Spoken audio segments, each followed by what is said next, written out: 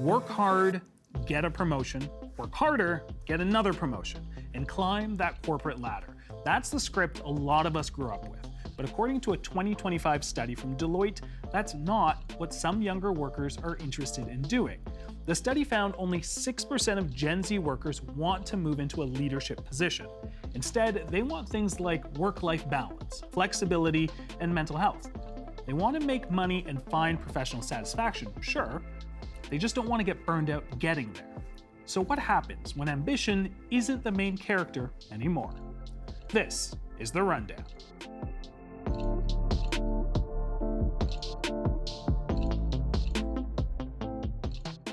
At the Grammys this year, musician and producer Pharrell Williams told the audience never stop grinding and never stop working. Stop doing anything else but working. And we're used to hearing that ambition is a good thing, that you should never be satisfied. But in Life After Ambition, a Good Enough Memoir, writer and broadcaster Amil Niazi challenges us to look at our lives and accomplishments in a whole new way.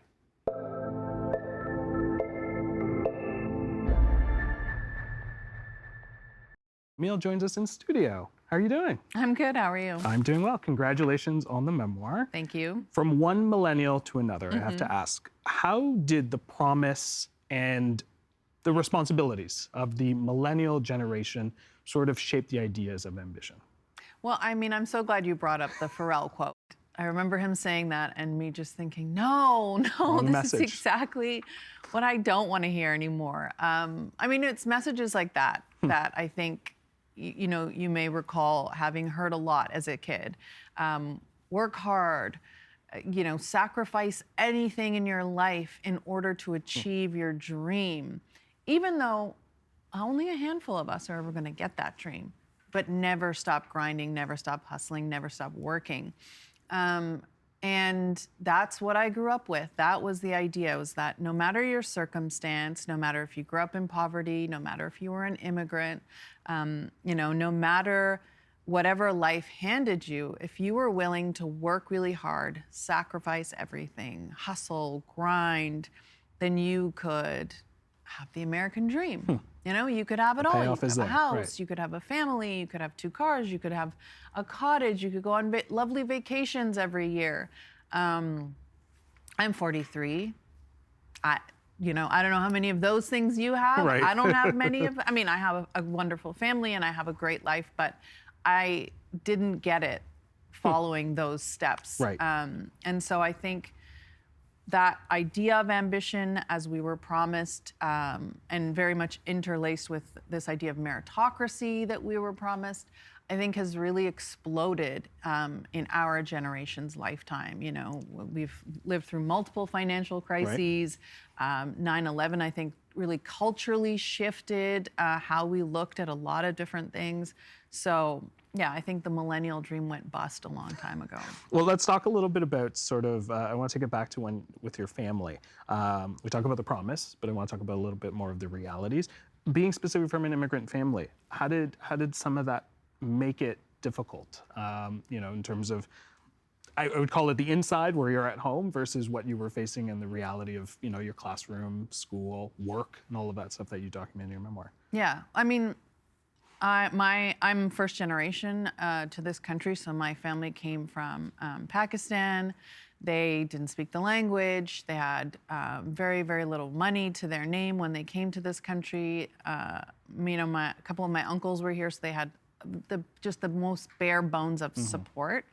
They left everything behind to come and have a better life. And that also meant that they were really spending most of their time trying to get set up, right? Trying to get a place to live, trying to get jobs, trying to figure out this very, very different bureaucratic system. They didn't really have that same energy to spend on helping us figure it out, right? Like the kids of immigrants often are just thrown to the wolves. Right. And so we're many times not speaking the language either, but we, you know, kids are not as welcoming as you would think to outsiders, as much as we want to believe otherwise, you know. So I remember just feeling very lost, very confused, and not really knowing where to turn to for guidance and for help. My parents were busy figuring it out for themselves, and I, as the eldest daughter,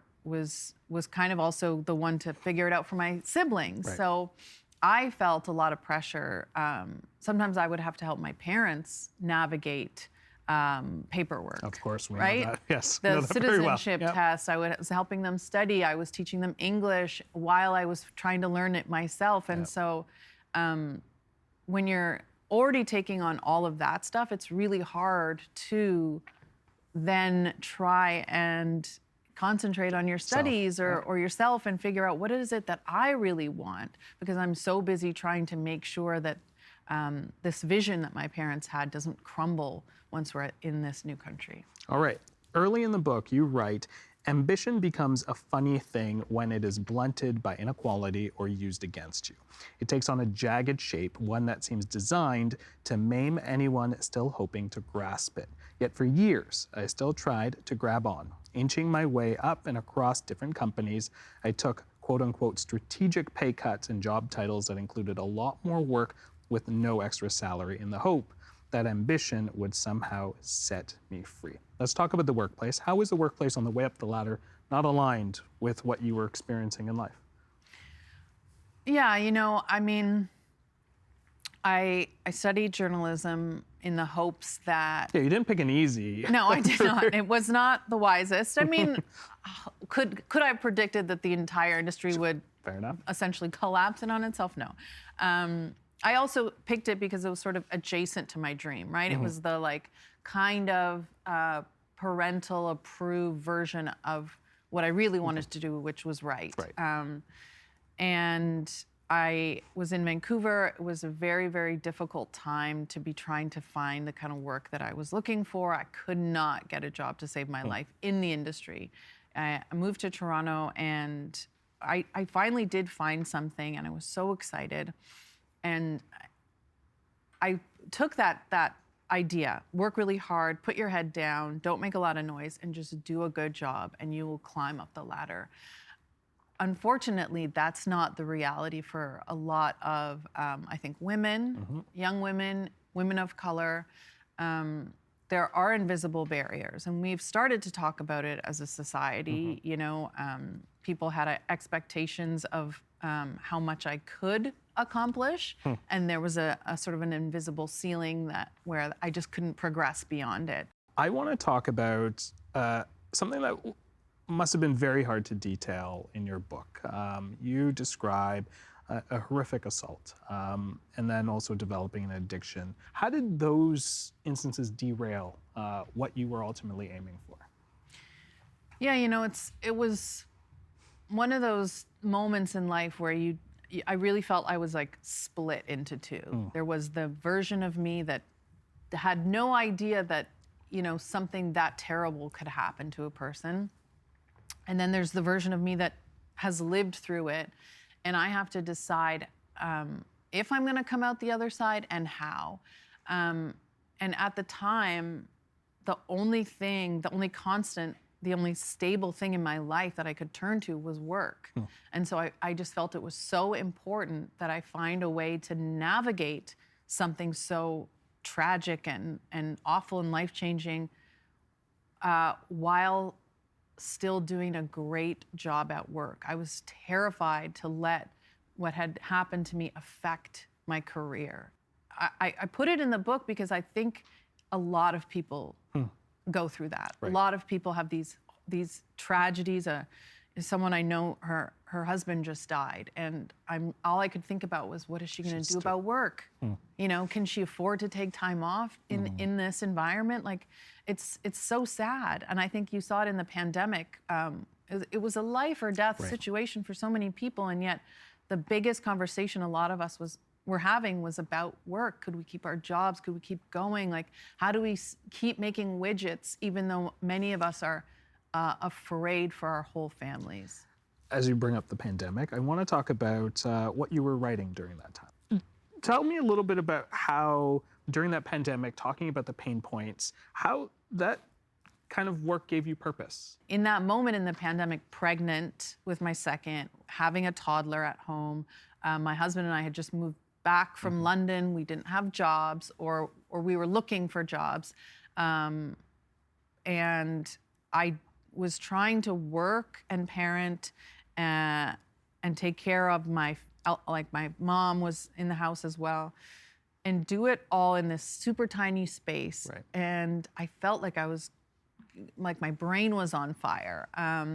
And I did the only thing I knew how to do really in a time like this, and I wrote. And I was out there first just on social media, sharing what other parents were sharing, and editors started reaching out and saying, this is very relatable, will you write this for us? And so it really became this cry for help that resonated with a lot of people, and that it did spawn ultimately my column in The Cut, which continues now, called The Hard Part, and it spawned a lot of other viral pieces about just like what we were all going through as parents, as working parents, as new moms, because parenthood was so different. If you just had a baby in the pandemic, you couldn't really relate to anyone else because you weren't going to like drop-ins, you weren't maybe even going to the park. Right. You couldn't meet up with other people, you had no support system. And so I was going through that myself. And yes, I found a community of people. I found my voice, I think, in many ways. And it did create kind of the book in itself, because that was where I finally figured out, like, this is what I have to do, this is what I want to do, and there's nothing to lose. Let's go for it. Let's talk about it in our last couple of minutes that we have here.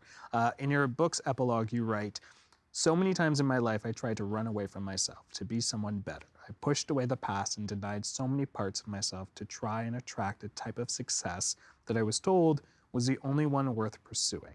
I let poverty shape my desires. I let violence threaten my career. I let other people's idea of motherhood change my focus. Once I learned to embrace every single part of me, I found a story worth telling." Your story subtitle is A Good Enough Memoir. How is good enough a new idea of ambition? I think, truthfully, for a long time it was something that I felt was very external. Like, are you good enough to be here? Right. Are you good enough to be a mom? And it was something that was being defined for you. And now I choose it as something I define for myself. I am good enough to be here. I am good enough as a mother because I love my kids, and they're fed and they're happy and they're loved. And I think that can be very empowering. A lot of times this idea of mediocrity, it's shunned upon. Right. And I think if we reframe it as contentment and satisfaction, and like I said, redefine good enough for yourself, it can be very freeing. I feel the happiest I've ever felt, the most satisfied in my career that I've ever felt, saying no and walking away when I feel like something's not right, and defining good for myself. That was beautiful. We're going to have to leave it there. Thank you so much, Amil. Really appreciate it. Congratulations on the book. Thank you. Thanks for having me.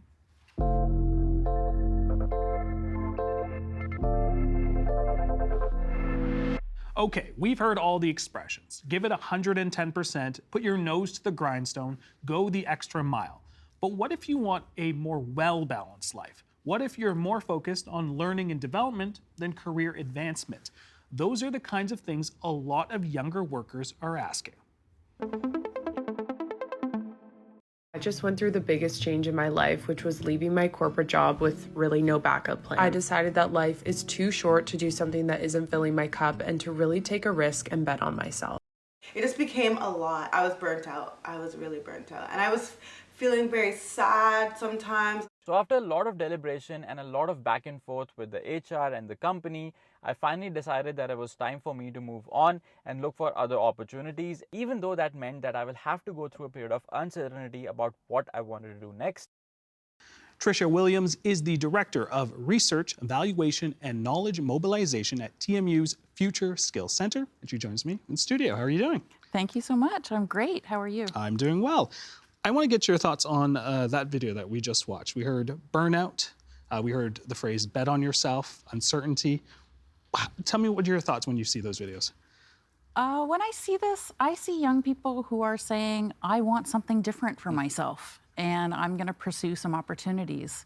So I think they're saying that they want a better future for themselves, however they define that. And we know that young people, by and large, like I'm making broad generalizations here, generally tend to value quality of work very highly now, more so than previous generations. And that involves having flexibility, having pathways forward, and really saying, I want to create those kinds of opportunities for myself. The Deloitte survey, which looked at 23,000 Gen Zs and millennials, and found that young professionals are looking for more authenticity at work. Help us understand, what are we talking about when we talk about the concept of authenticity? The Deloitte study really parallels a lot of work that we've done at the Future Skills Center, which was looking at quality of work. And we did a few papers that specifically looked at young people.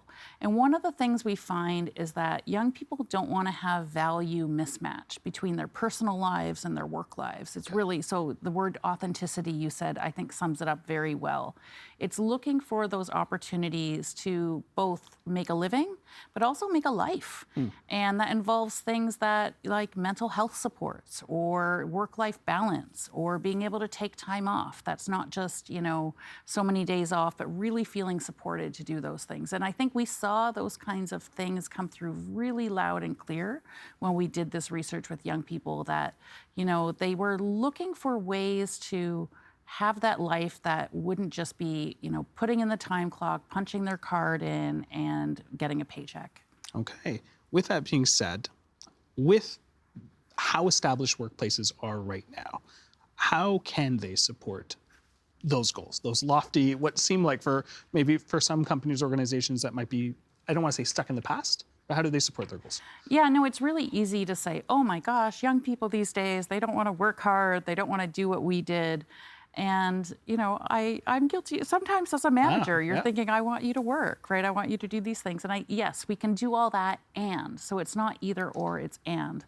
So I'd say, one of the things I think we're in the midst of right now is a whole transition from a world in which, we had a scarcity of jobs to one in which we have a scarcity of skills. And so I think, more and more employers who want to access the skills that they really need to drive their business improvement, to drive their program delivery, to drive excellence, they're going to need to compete for those skills among the labor market. And young people have a lot of those skills. They have incredible creativity. They have ideas. They are AI natives. They are the highest group that is adopting artificial intelligence among any of the different groups we've surveyed. And I think businesses and companies that want to harness that will need to look at making some changes to entice young people. It doesn't always have to be difficult or expensive. So I mentioned flexibility whenever possible. So I know we're in an era of return to office mandates, but is there any flexibility around that? Maybe 1 or 2 days a week, or even just say occasionally we know you're going to need to work from home. Is there any kinds of flexibility on start times or end times, those sort of things, like finding that flexibility and dynamism where you can. Okay. I want to have a better understanding of, I'm going to quote Toronto rapper Drake, YOLO. You only live once. He popularized that phrase in the early 2010s. How much does quitting because of that sort of concept play into some of the decisions for people to quit? Yeah, it's something, I've thought a lot about because, like many people, I have young people in my life. I wish I was one of them sometimes. I can't say that I am anymore. But I do see, and people talk about this with young people, oh, they're just doing this YOLO life. One of the things I think young people are doing is saying, we want a better social contract. Right? So yes, I will work. I will put time in to make my career, but I want to know, can I buy a house when I do all that work? Or am I not even going to be able to afford a condo? Can I afford to go out to eat on the weekends? Like, affordability is a key part of this. So I think, if sometimes people are saying, look, I can't save, I can't buy a house, I am just going to live in the moment. I mean, can we blame them? If you're going to do all of that saving and work so hard and you still can't get the life that you have dreamt of and that your parents have dreamt of for you. I want to talk about the job market is also different in that when we look at the options, the alternatives, do we think that the younger generation perceive that they have more options available? When I'm thinking in comparison to, you put that analogy of kind of putting in your punch card. Yeah. Well, the alternative now might be for a lot of people content creating or being an influencer. There are these options like, well, if this doesn't work out, well, I can possibly do this. Or if I was doing this as a side hustle, you know what, I am seeing some of my fruits of my labor. Let me transition over there. Yeah. You know, it's funny because, you know, I would never want to be a content creator. I can barely post to my family and friends.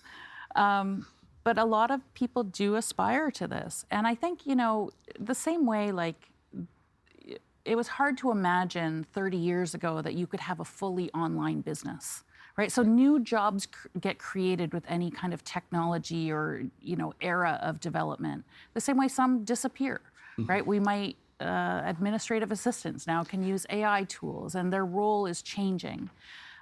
So when we say, like, is it a problem if young people want to be content creators? No. I think, you know, this is the new economy we live in. Do we think there's value there?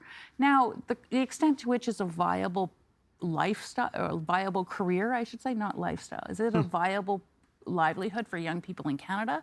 Well, I'd say that's a little bit less than other places. So you might be looking at young people in the US that have a much different monetization structure. Right. Here, you can't earn money the same way from views and clicks and so forth. So it is less of an option. All right, I want to bring back the survey. The survey found that Gen Zs are more focused on work-life balance than climbing that corporate ladder. How can companies turn that attitude around? Well, you know, when we did research on the quality of work, we really found that people were unanimously clear in that they want opportunities to learn and grow. Right. And this is great. We need that as Canada. We need people to be continually learning, not just early in their career, but throughout their careers. Because, you know, technology is changing so fast and the skills we need.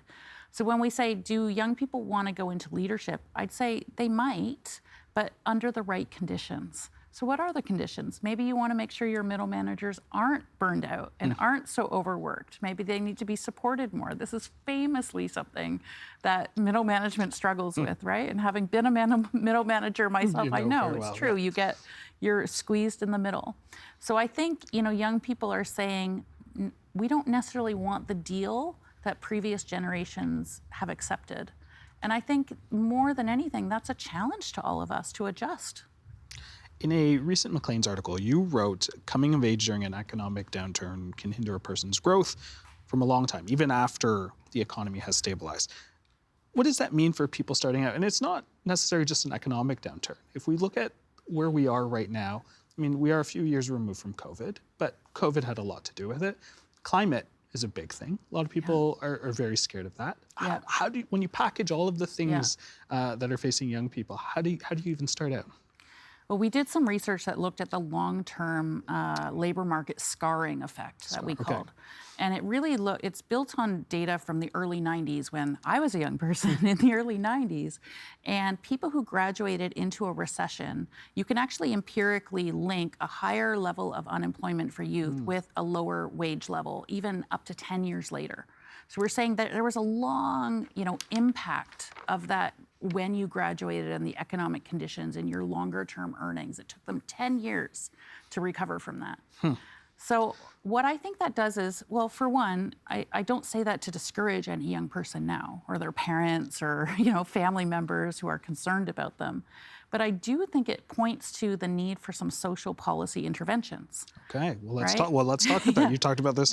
What workplaces can do, but also governments. What can they do as well? Yeah, and I mean, this is where, you know, we're making generational investments, to use the government's words, in the infrastructure of our country. The same way I think we need to be thinking about generational investments in the social infrastructure.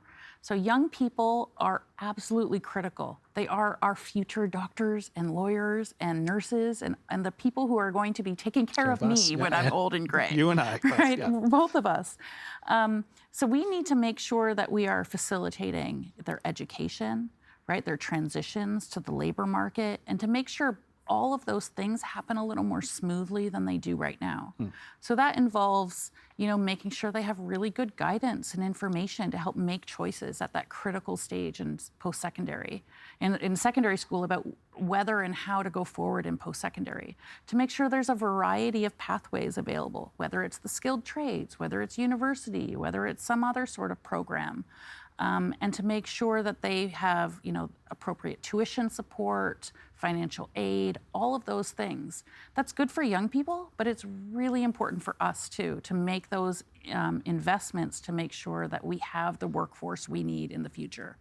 You make the sort of comparison to the old age security program to sort of what we can do. Is that, when we're trying to think innovatively here, how does that program sort of, what do you see from the benefits of that program to how it can help young people? Well, if I think about when, the Canada Pension Plan and the old age security programs were developed, they came of age in the middle of the prior century when there was a real issue with senior poverty. And we still have issues with poverty, right? But there's still a lot of retirees who base a core plank of their retirement plan is making sure they don't get an OAS clawback, right? And I have people in my family who are in that situation. And, I think we invest a significant portion of our assets as a country into supporting this group, right? And I think we absolutely need to make sure it goes to where it's needed. But at the same time, I think there's a group that we're not thinking of in terms of an economic imperative to support and invest in them. We think, oh, young people, they're not working hard enough. They just want to play video games. And by the way, video games is very good training for being a surgeon, right? Very true. The manual dexterity. So I do think we need to think creatively about the ways and how and which groups we invest in and see it as a moral imperative. And the same way in the post-war period, senior poverty was a huge issue of concern for us. I think young people and their support needs to be a critical issue for us. We talked about COVID. We talked about, generational investments in this country. From your research, what does the future of work look like? I think the future of work is more human, to be honest. I think a lot of times we focus on the technology aspect, and I think we're going to learn how to get computers and machines to be really good at the automative, things that machines and computers are going to be really good at.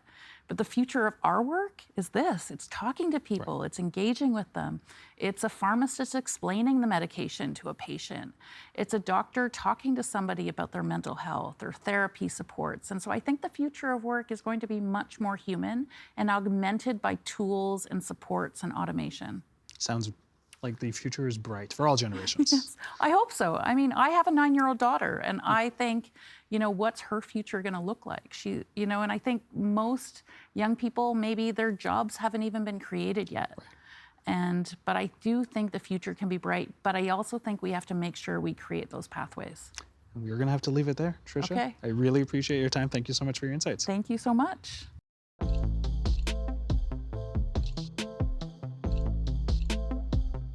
I'm Jeyan. Thanks for spending some time with us on The Rundown. We want our show to reflect you and what you care about. What issues would you like to see us cover? What makes you tune in? Let us know. Go to tvo.org/rundownfeedback or leave us a comment on YouTube. Until then, see you tomorrow.